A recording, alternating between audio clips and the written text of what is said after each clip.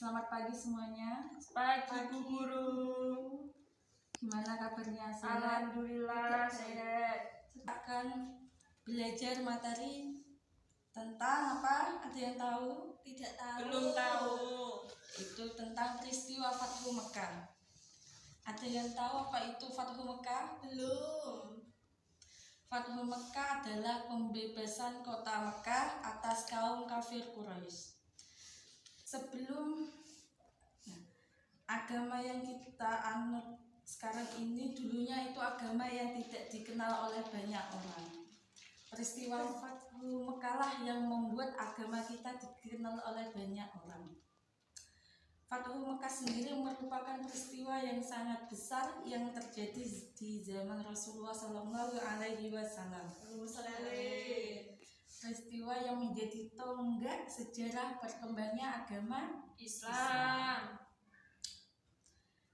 Melalui peristiwa Fathu Mekah inilah Islam menunjukkan jati dirinya sebagai agama yang cinta damai, tidak suka berbuat kerusakan. Hal ini ditunjukkan langsung oleh Rasulullah Shallallahu Alaihi Wasallam. Peristiwa Fathu Mekah sendiri terjadi pada tanggal 17 Ramadan tahun 8 Hijriah. Kemenangan mutlak didapatkan kaum muslimin dengan merebut kembali Mekah. Penyebab terjadinya Fathu Mekah ada yang tahu? Belum. Nah, Kenapa Bu? Ibu jelaskan ya. Iya. Kronologis sejarah peristiwa ini ada beberapa, yaitu bulan Dzulqa'dah tahun 6 Hijriah, Nabi Muhammad beserta kaum muslimin berniat untuk beribadah umrah ke Mekah. Mereka juga membawa 10 ekor unta untuk mereka sembelih di sana. Kaum muslimin sangat antusias dalam perjalanan ini karena mereka akan kembali datang ke tanah kelahirannya, yaitu kota Mekah. Namun,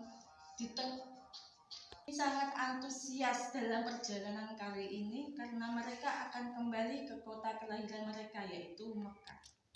Namun, di tengah perjalanan, kaum muslimin dihadang oleh kaum kafir Quraisy. Mereka menanyakan apa maksud kedatangan mereka ke kota Mekah.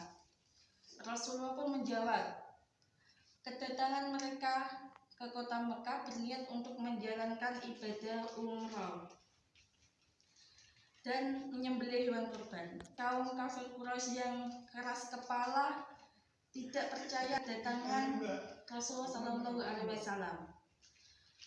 Melihat penolakan tersebut, Rasulullah akhirnya mengutus Utsman bin Affan untuk menemui pimpinan Mekah. Utsman diutus untuk menjelaskan perjalanan kaum mereka ke kota Mekah. Namun para pemimpin kota Mekah tetap menolak kedatangan mereka. Karena penolakan inilah akhirnya Rasulullah mengusulkan sebuah perundingan. Mereka sepakat dan perundingan pun dilaksanakan. Rasulullah maju sebagai delegasi dari kaum muslimin dan Suhail bin Amr sebagai delegasi kaum Quraisy. Perundingan inilah yang disebut dengan perjanjian Hudaybiyah. Adapun isi-isi perjanjian itu sendiri meliputi, ada yang tahu isi perjanjian itu? Belum. Perjanjian itu meliputi yang pertama, yaitu genjatan senjata selama 10 tahun antara kaum muslimin dan kaum Quraisy Mekah.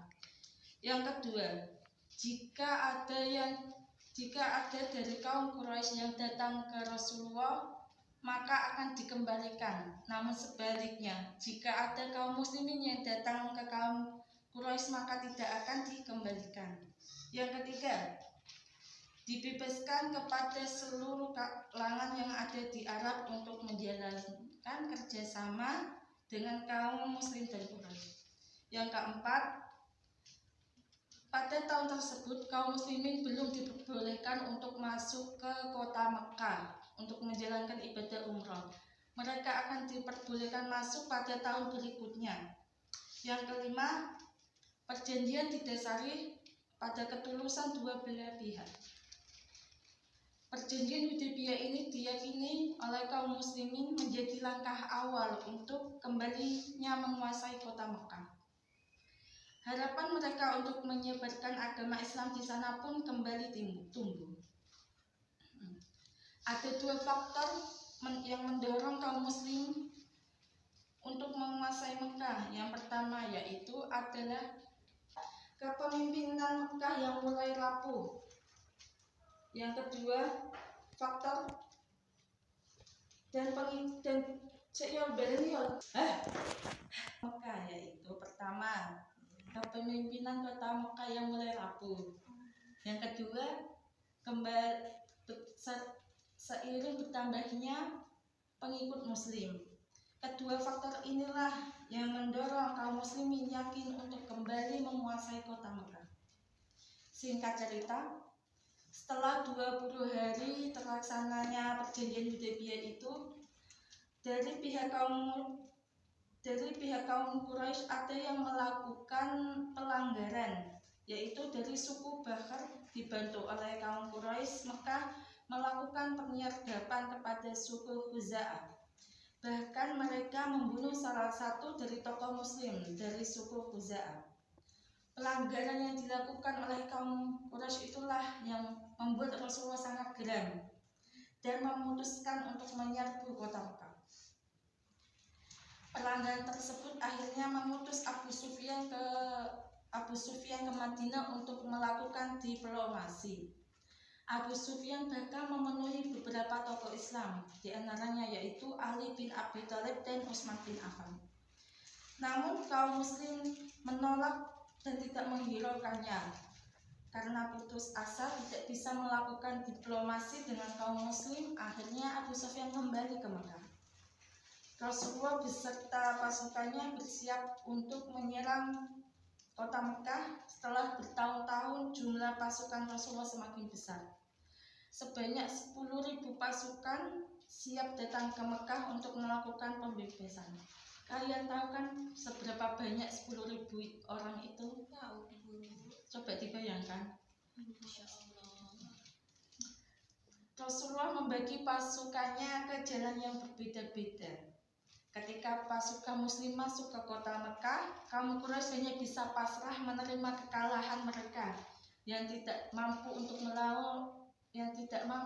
melawan kaum muslimin yang begitu besar pasukannya. Abu Sufyan dan pemimpin Mekah lainnya menyerah kepada Rasulullah.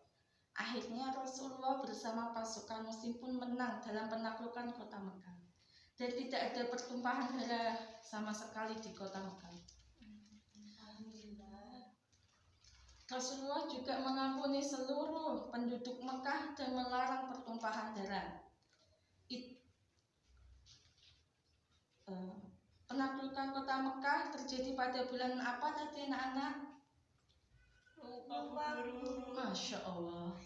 Pada bulan Ramadan, yaitu 17 Nah, Ramadan. betul, 17 Ramadan tahun Tahun 8 Hijriah. Hijriah. Mekah dibebaskan dari kaum Quraisy Mekah. Peristiwa ini kemudian dijuluki dengan peristiwa Fathu Fatul Mekah. Mekah. Saat itu juga semua berhala yang ada di sekitar Ka'bah dan di dalam Ka'bah dimusnahkan oleh Rasulullah dan para kaum muslimin. Setelah Ka'bah dibersihkan dari berhala, Rasulullah SAW mengutus Bilal bin Rabah untuk mengumandangkan azan pertama kalinya. Dan itulah peristiwa singkat sejarah dari Fathu Mekah. Sudah paham semuanya? Alhamdulillah, paham. Ada yang mau ditanyakan dari peristiwa singkat tadi tentang perjalanan Fathu Mekah? Tidak ada. Cukup sekian, kita cukup di sini belajar kita pada pagi hari ini. Mari kita tutup dengan bacaan hamdalah bersama-sama. Alhamdulillahirabbil alamin. Assalamualaikum warahmatullahi wabarakatuh. Waalaikumsalam.